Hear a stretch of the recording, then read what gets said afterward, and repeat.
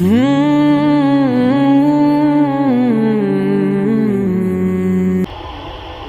بالله من الشيطان الرجيم. بسم الله الرحمن الرحيم. يا أيها النبي اتق الله ولا تطع الكافرين والمنافقين إن الله كان عليما حكيما. واتبع ما يوحى إليك من ربك إن الله كان بما تعملون خبيرا. وتوكل على الله وكفى بالله وكيلا.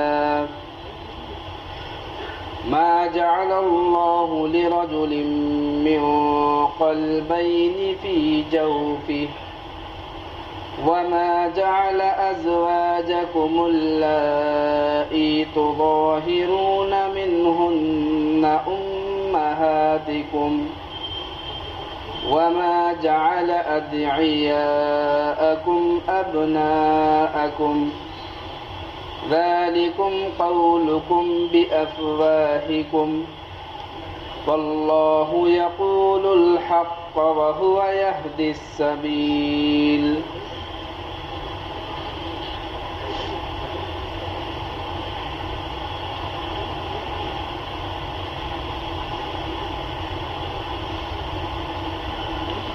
اس سے قبل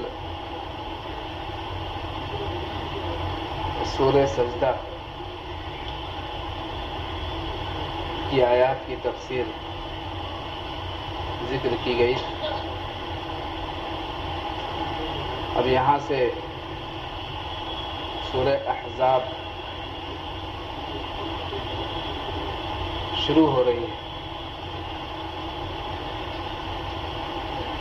احزاب اس کے معنی ہوتے ہیں جماعت کے، گروہ کے. یہ سورت جو ہے مدنی سورت ہے، یعنی یہ مدینہ میں نازل ہوئی اور اس میں 73 آیتیں ہیں اور 9 رکوع ہیں.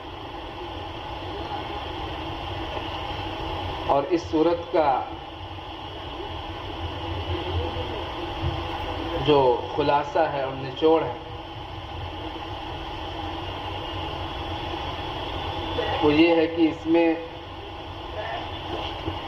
4 قسم کے مضامین کو بیان کیا گیا ہے.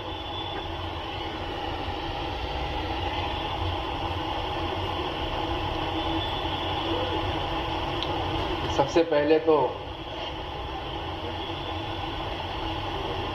اس بات کا بیان ہے کہ اہل عرب جو ہے ان میں ایک جاہلانہ رسم تھی، ایک رواج تھا جو ان کے اندر بالکل رچ بس گیا تھا اور وہ اس رسم کو چھوڑنا نہیں چاہتے تھے. اب وہ رسم و رواج یہ تھا کہ یہ لوگ منہ بولا بیٹا، جس کو عربی میں متبنہ کہا جاتا ہے، منہ بولے بیٹے کو یہ لوگ سگے بیٹے کا درجہ دیتے تھے. منہ بولے بیٹے کا مطلب یہ ہے کہ کسی کو کہہ دیا کہ تو آج سے میرا بیٹا ہے. کسی کو منہ بولا بیٹا کہتے ہیں. بہت سے لوگ ہوتے ہیں کسی کو بیٹا بنا لیا، حالانکہ اس سے کوئی اس کا تعلق نہیں ہوتا. تو اہل عرب میں رسم یہی تھی کہ وہ لوگ منہ بولے بیٹے کو سگے بیٹے کا درجہ دیتے تھے. اور سگے بیٹے کا درجہ دینے کا مطلب یہ ہے کہ پھر اگر وہ مر جاتا جس نے منہ بولا بیٹا بنایا ہے تو پھر وہ اس کا وارث بنتا تھا. یعنی وراثت جاری ہوتی تھی، کیونکہ بیٹا بنا لیا ہے. اور اس کی جو بیوی ہے، چاہے بیوہ ہو چاہے مطلقہ ہو، اب اس سے شادی کرنے کو وہ لوگ جائز نہیں سمجھتے تھے، کیونکہ انہوں نے اس کو اپنا بیٹا بنا لیا اور سگا بیٹا بنا لیا. تو اس رسم و رواج کو جو ہے یہ ختم کیا گیا. نبی پاک صلی اللہ علیہ وسلم کو یہ حکم دے کے کہ منہ بولا بیٹا جو ہے وہ سگا بیٹا نہیں ہوتا. چنانچہ آپ کے منہ بولے بیٹے تھے حضرت زید بن حارثہ، یہ آپ کے منہ بولے بیٹے تھے. اور ان کی بیوی تھی حضرت زینب بنت جحش، اور یہ زینب بن جحش جو ہے رضی اللہ عنہا، یہ نبی پاک صلی اللہ علیہ وسلم کی پھوپھی ذات بہن بھی تھی. تو آپ نے ان دونوں کا نکاح کروا دیا تھا، حضرت زید کا اور حضرت زینب کا. لیکن کسی وجہ سے حضرت زید نے حضرت زینب کو طلاق دے دی. اب اگر عرب کا ماحول دیکھا جائے، عرب کا معاشرہ دیکھا جائے، تو اس اعتبار سے حضرت زید جو تھے وہ آپ صلی اللہ علیہ وسلم کے منہ بولے بیٹے تھے. اب ان کے معاشرے میں یہ چیز بہت ہی معیوب تھی کہ کوئی منہ بولا بیٹا جو ہے، کوئی شخص جو ہے اپنے منہ بولے بیٹے کی بیوی سے شادی کرے. لیکن اللہ تبارک و تعالیٰ کی طرف سے یہ حکم ہوا کہ آپ جو ہے، جو حضرت زید نے اپنی بیوی کو طلاق دے دی ہے، ان سے آپ جو ہے نکاح کیجیے، کیونکہ اس کے سد باب کی یہی صورت تھی. کیونکہ بات کہنا اس میں اتنی تاثیر نہیں ہوتی. اگر یہ حکم دیا جاتا صرف کہ منہ بولے بیٹے کو اپنی بیوی نہ بناؤ، تو اس سے اتنا فرق نہیں پڑتا. لیکن آپ کو اس پر عمل کرنے کا حکم ہوا کہ آپ عمل کر کے دکھلا دو، تاکہ یہ رسم جو ہے جاہلیت والی، یہ ہمیشہ کے لیے کیا ہو جائے، یہ ختم ہو جائے، اس کا سد باب ہو جائے. چنانچہ نبی پاک صلی اللہ علیہ وسلم نے اللہ کے حکم کے موافق حضرت زینب بنت جحش سے نکاح کیا، اور اسی موقع پر جو ہے حجاب کی آیتیں نازل ہوئی، جن کا تذکرہ اسی صورت میں آخر میں آئے گا. تو پہلا واقعہ تو یہ تھا. اور دوسرا واقعہ یہ تھا کہ کفار مکہ کو جب بدر اور احد میں شکست ہوئی مسلمانوں سے، تو اب یہ لوگ جو ہے اندر سے بالکل کیا ہو گئے تھے، بالکل غصے میں بھرے ہوئے تھے، اور مسلمانوں کے خلاف ان کی سازشیں جو ہے وہ حد سے زیادہ بڑھ گئی تھی. اور انہوں نے اس وقت یہ کام کیا جنگ احد کے بعد کہ عرب کے جتنے قبائل ہیں ان سب کو مسلمانوں کے خلاف جو ہے وہ متحد کر لیا، کہ سب کو مسلمانوں کے خلاف ہو جانا ہے. تو اس سے ان کے اندر کیا پیدا ہو جاتی، تقویت پیدا ہو جاتی، اور ایک اپنا متحدہ محاذ بنا لیا. اور اس کے بعد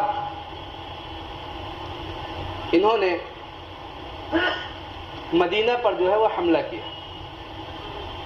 لیکن جب نبی پاک صلی اللہ علیہ وسلم نے یہ خبر سنی کہ کفار نے ایک متحدہ محاذ بنا لیا ہے اور عرب کے قبائل جو ہیں وہ بالکل ایک ساتھ ہو گئے، تو آپ نے حضرت سلمان فارسی رضی اللہ عنہ کے مشورے پر مدینہ کے ارد گرد جو ہے وہ خندق کھدوائی،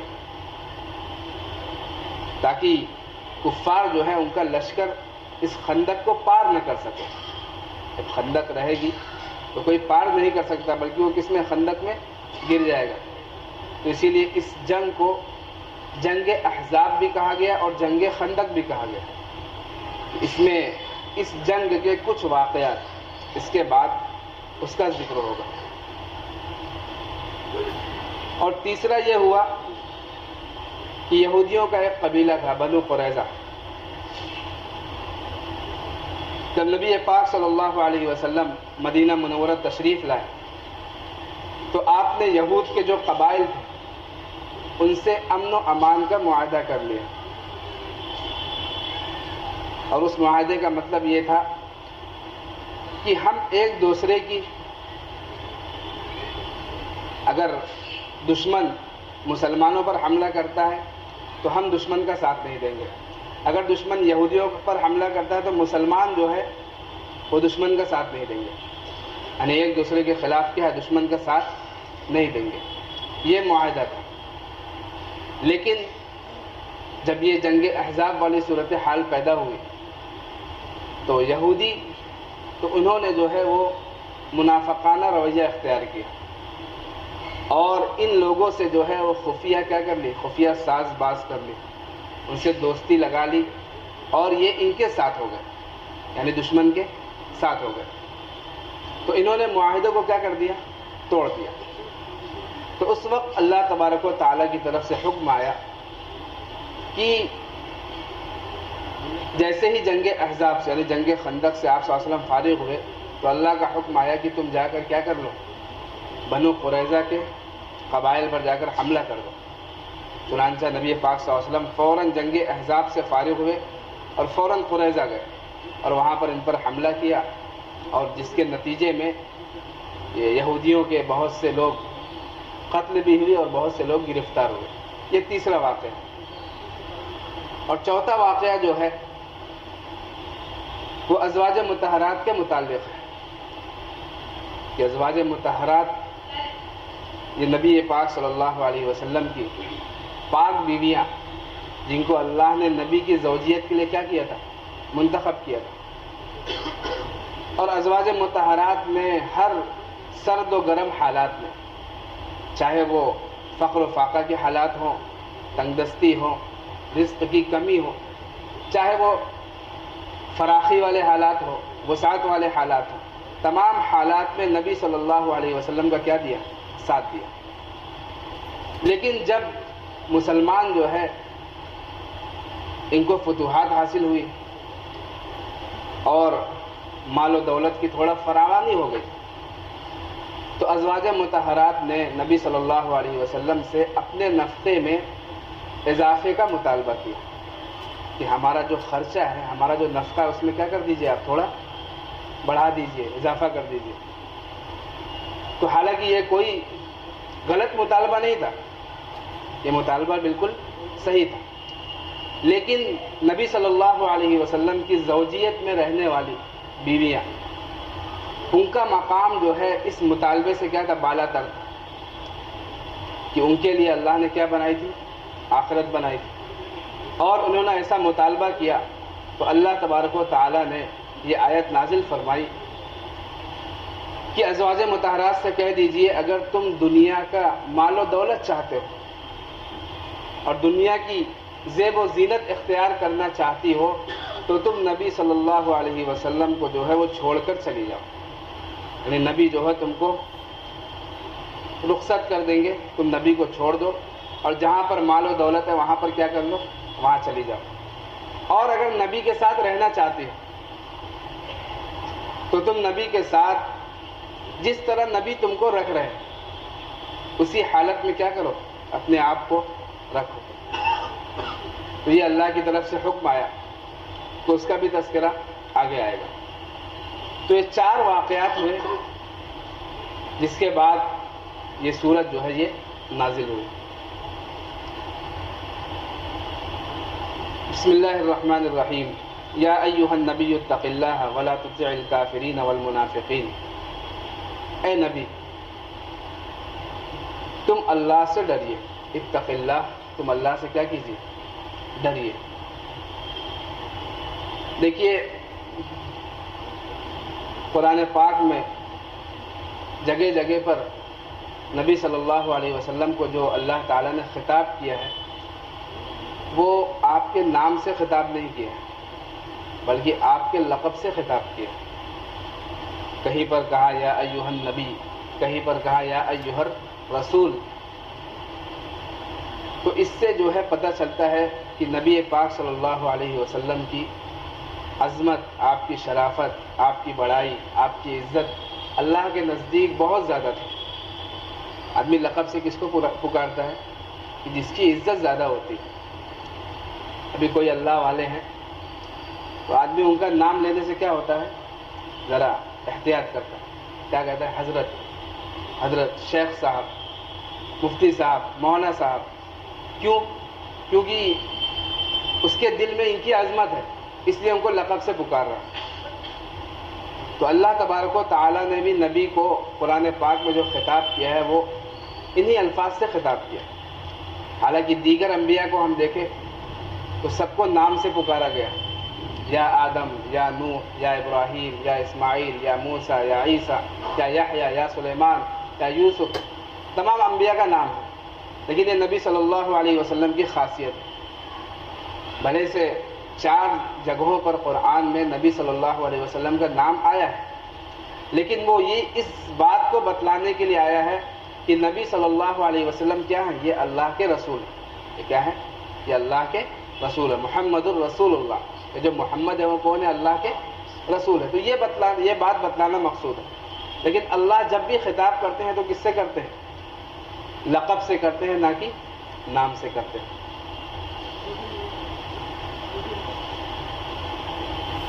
اسی لیے قرآن پاک میں یہ آیت نازل ہوئی کہ بہت سے صحابہ جو ہیں وہ نبی صلی اللہ علیہ وسلم کو یا محمد کہہ دیتے تھے، یا محمد، یا کوئی اور نام آپ کا لے کر پکارتے تھے. تو قرآن میں اللہ تبارک و تعالیٰ نے یہ آیت نازل فرمائی سورہ نور میں، یا ایھا الذین آمنوا لا تجعلوا دعاء الرسول بینکم کدعاء بعضکم بعضا. کہ ایمان والو تم رسول کو اس طرح آپس میں مت پکارو جس طرح ایک دوسرے کو پکارتے ہو.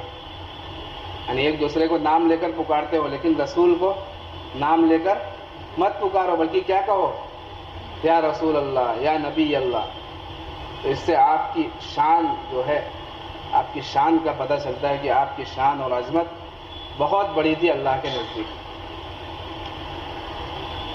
نبی صلی اللہ علیہ وسلم کو خطاب کیا گیا، اے نبی، اور حکم کیا ہوا؟ اتق اللہ. حکم یہ دیا گیا کہ اللہ سے کیا کیجیے؟ ڈریے، اللہ کا خوف پیدا کیجیے، اپنے اندر تقوی پیدا کیجیے. یہ قرآن پاک میں تقوی کا جو ہے وہ ذکر، اس سے پورا قرآن جو ہے بھرا ہوا ہے. اکثر جگہوں پہ ہم دیکھیں گے کہ قرآن میں تقوی کا ذکر ہے اور متقین کا ذکر ہے.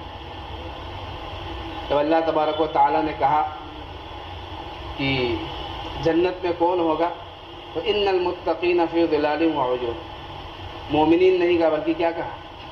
متقین.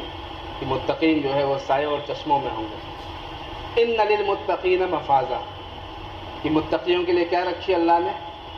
کامیابی رکھی. تو جگہ جگہ پر اللہ نے متقیوں کی تعریف کی. الاخلاء یومئذ بعضهم لبعض عدو الا المتقین. کہ قیامت کے دن یہ حالت ہوگی کہ دوست جو ہے وہ ایک دوسرے کے دشمن ہو جائیں گے سوائے متقیوں کے. اللہ نے جو استثناء کیا وہ کس کا کیا؟ متقیوں کا کیا. تو اس سے متقین کی کیا معلوم ہو رہی؟ فضیلت ان کی معلوم ہو رہی کہ اللہ کے نزدیک جو تقوی جو ہے وہ اللہ کو مطلوب ہے. اسی لیے جگہ جگہ پر اللہ نے یا ایھا الذین آمنوا اتقوا، اے ایمان والو تم ڈرو. اتقوا کا لفظ اللہ نے قرآن نے بہت استعمال کیا. اور تقوی کا مطلب یہ ہوتا ہے کہ اللہ کی ذات سے ڈرنا، اللہ کی ذات سے ڈرنا، یا اللہ کے عذاب سے ڈرنا، یا بچنا. اور بچنے کا مطلب یہ ہے کہ اللہ کی نافرمانی سے بچنا. کہ تم جو ہے اللہ کی نافرمانی سے کیا کرو؟ اپنے آپ کو بچاؤ. اور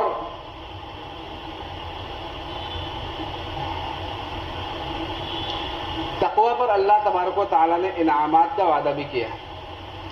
بستی والوں کا اللہ نے تذکرہ کیا قرآن پاک میں اور کہا وَلَوْ أَنَّ أَهْلَ الْقُرَىٰ آمَنُوا وَاتَّقَوْا لَفَتَحْنَا عَلَيْهِمْ بَرَكَاتٍ مِّنَ السَّمَاءِ. کہ اگر یہ بستی والے ایمان لاتے اور تقوی اختیار کرتے تو اللہ کہتے ہیں کہ لَفَتَحْنَا عَلَيْهِمْ بَرَكَاتٍ مِّنَ السَّمَاءِ وَالْأَرْضِ. کہ ہم ان پر آسمان اور زمین سے جو ہے وہ ان کے لیے کیا کر دیتے ہیں؟ رزق کے دہانوں کو کھول دیتے ہیں۔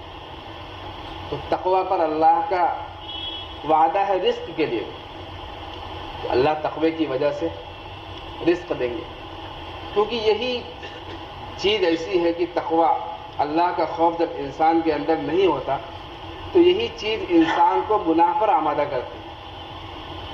آپ غور کر لیجئے ایک ایک معاملات میں ہمارے، اگر تاجر دکان پر بیٹھ کر جھوٹ بول رہا ہے گاہک سے، اگر وہ اس کو دھوکہ دے رہا ہے، اگر وہ اس کے ساتھ فراڈ کر رہا ہے، اگر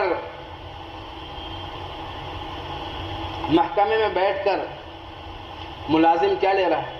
رشوت لے رہا ہے، اگر کوئی شخص سود کھا رہا ہے، تو اس کی وجہ کیا ہے؟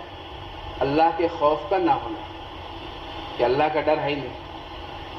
کیونکہ اگر اللہ کا ڈر آ جائے ہر معاملے میں، چاہے اس کا تعلق عبادات سے ہو، چاہے معاملات سے ہو، چاہے معاشرت سے ہو، تو انسان جو ہے اس کی زندگی کیا ہو جائے گی؟ بالکل اللہ کے حکموں کے مطابق ہو جائے گی۔ لیکن شرط ہے کہ اللہ کا خوف، کہ ہر حکم میں چاہے وہ کس سے بھی تعلق رکھتا ہے، اس میں اس بات کا ڈر کہ اللہ کے سامنے کیا کرنا ہے؟ اللہ مجھے دیکھ رہا ہے، میرے اعمال کو اللہ کے فرشتے کیا کر رہے ہیں؟ لکھ رہے ہیں، اور اس کا جو ہے مجھے ایک دن جواب دینا ہے، میرا حساب کتاب ہونا ہے۔ جب یہ بات انسان کے اندر پیدا ہو جائے گی تو وہ اللہ کی نافرمانی سے خود بخود کیا ہونے لگے گا؟ اللہ کی نافرمانی کو خود بخود چھوڑ دے گا۔ یہی چیز ہے کہ انسان جو ہے وہ تقوی کو اختیار کرے۔ حضرت ابی ابن کعب نے حضرت عمر رضی اللہ عنہ سے پوچھا کہ تقوی کیا چیز ہے؟ تو انہوں نے کہا کہ کبھی جو ہے تم خاردار جھاڑیوں سے گزرے ہو، یعنی جس میں جو ہے کانٹے ہو؟ تو انہوں نے کہا کہ ہاں گزرا ہوں۔ تو کہا کیسے گزرتے ہو؟ تو کہا کہ جب میں خاردار جھاڑیوں سے گزرتا ہوں تو اپنے آپ کو اور اپنے کپڑوں کو کیا کرتا ہوں؟ بہت بچا بچا کر چلتا ہوں۔ تو یہی تقوی ہے کہ ایمان والے کی زندگی کیا ہونی چاہیے؟ ہر معاملے میں وہ اپنے آپ کو بچا بچا کر چلے، کہیں حرام میں کیا ہے؟ ملوث نہ ہو جائے، اللہ کی نافرمانی میں ملوث نہ ہو جائے۔ اس بات سے اپنے آپ کو بچانا، انسان کے اندر تقوی پیدا ہو جائے۔ اور جب انسان اللہ کا ڈر پیدا کرتا ہے تو اللہ جو ہے اس کے لیے راہوں کو بھی کیا کر دیتا ہے؟ کھول دیتا ہے۔ یہ اللہ کا وعدہ ہے، وَمَن يَتَّقِ اللَّهَ يَجْعَل لَّهُ مَخْرَجًا، کہ اللہ اس کے لیے مصیبت سے نکلنے کے دروازوں کو اللہ کھول دیتا ہے، لیکن شرط ہے کہ اللہ کا ڈر ہونا چاہیے۔ حضرت مفتی شفیع صاحب رحمۃ اللہ علیہ، ان کے ایک مرید تھے، تو ان کا فوج میں جو ہے وہ ان کی تقرری ہوئی، تو حضرت مفتی شفیع صاحب رحمۃ اللہ علیہ کے پاس آئے، تو ان کا جو پہلا افسر تھا، تو اس وقت جو ہے پاکستان کا یہ واقعہ ہے، تو اس وقت فوج میں داڑھی رکھنے کی جو ہے ممانعت تھی۔ تو جب یہ پہلے دن گئے تو افسر نے کہا کہ تم کو داڑھی کیا کرنا ہے؟ داڑھی کل کاٹ کر آ جاؤ، داڑھی نہیں چلے گی۔ تو انہوں نے کہا کہ یہ نبی صلی اللہ علیہ وسلم کی سنت ہے۔ تو اس نے کہا کہ یہاں پر یہ سب نہیں چلے گا۔ تو یہ آئے اور بہت پریشان ہوئے اندر سے کہ اب میں کیا کروں، اور وہ ایک اللہ والے کے مرید تھے اور وہ چھوڑنا بھی نہیں چاہتے تھے کہ داڑھی کو کیا کر دوں، میں کاٹ دوں۔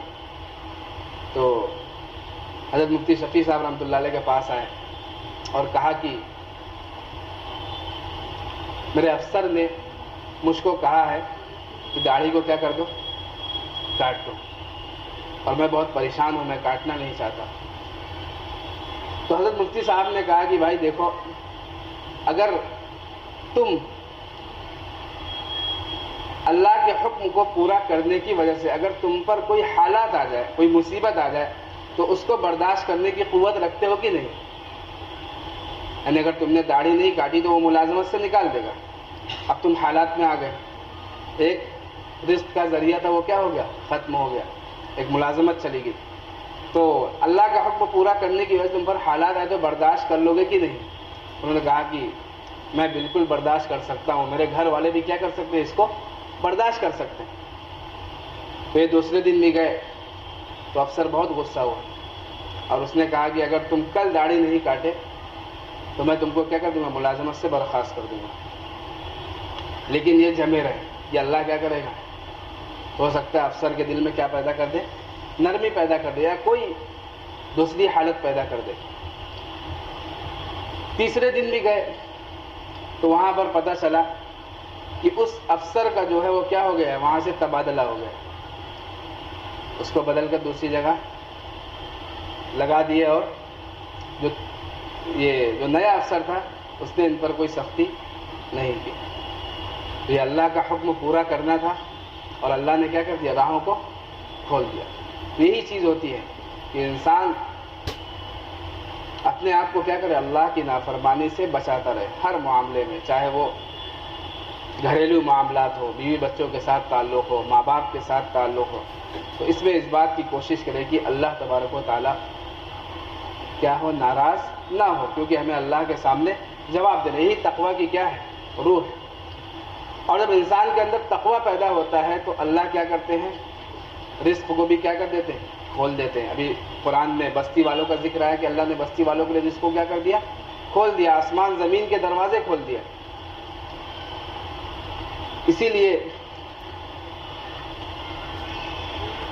آپ دیکھیں گے کہ اللہ تبارک و تعالی جو دیندار لوگ ہیں، جنہوں نے دین کو اختیار کیا، اللہ سے تعلق ان کا مضبوط رہا، اور وہ علماء اور حفاظ چاہے ہوں چاہے دوسرے دیندار، تو اللہ تبارک و تعالی کبھی ان کو کیا ہے، کبھی رزق کی تنگی کی وجہ سے وہ لوگ خودکشی وغیرہ نہیں کرتے، یعنی حالات پر کیا کر لیتے ہیں، صبر کر لیتے ہیں.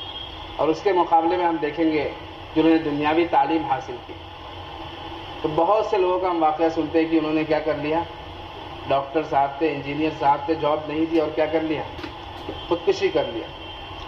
تو ایسے واقعات بہت سے پیش آتے ہیں. تو یہی چیز ہوتی ہے کہ اللہ تبارک و تعالیٰ رزق دیتے ہیں، کیونکہ اللہ نے آگے آیت میں یہی کہا وَيَرْزُقْهُ مِنْ حَيْثُ لَا يَحْتَسِبُ، کہ اللہ تقوی اختیار کرنے والوں کو کیا دیتا ہے، ایسی جگہ سے رزق دیتا ہے کہ انسان کا جو ہے وہم و گمان نہیں ہوتا. امام ابو یوسف رحمۃ اللہ علیہ کا واقعہ لکھا ہوا ہے کہ امام ابو یوسف جو ائمہ احناف میں سے ہیں، امام ابو حنیفہ رحمۃ اللہ علیہ کے شاگرد اور سب سے بڑے شاگرد ہیں. تو وہ جو ہے ان کی ماں نے ان کے والد کا انتقال ہو گیا تھا، تو ان کی ماں نے ان کو ایک دھوبی کے پاس کام کے لیے رکھ دیا کہ جا کر کیا کرو، والد صاحب چلے گئے ہیں، اب کچھ کما کر گھر لے آؤ تاکہ ہمارا کیا چلے، روزی روٹی چلتی رہے.